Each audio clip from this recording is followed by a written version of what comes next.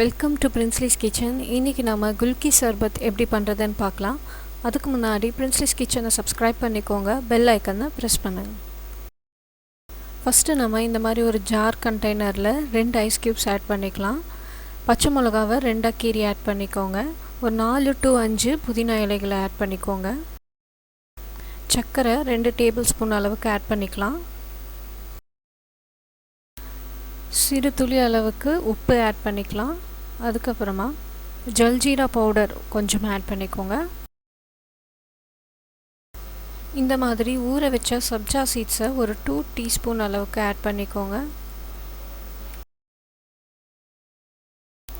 ஒரு ½ லெமனை இதில் ஸ்க்வீஸ் பண்ணி ஆட் பண்ணிக்கலாம். லெமன் ஜூஸ் ஆட் பண்ணதுக்கப்புறமா ஒரு கிளாஸ் ஜூஸுக்கு தேவையான அளவுக்கு வாட்டர் ஆட் பண்ணிக்கலாம்.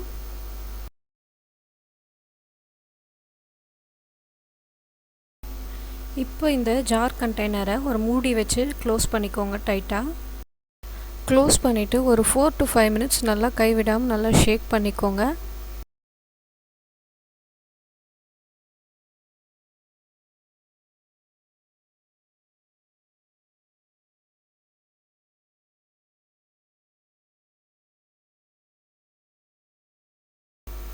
இந்த மாதிரி நல்லா ஷேக் பண்ணி எடுத்துக்கோங்க.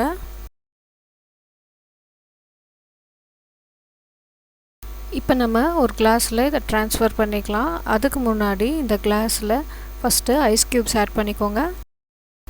அகெயின் கொஞ்சம் சப்ஜா சீட்ஸ் ஆட் பண்ணிக்கலாம்.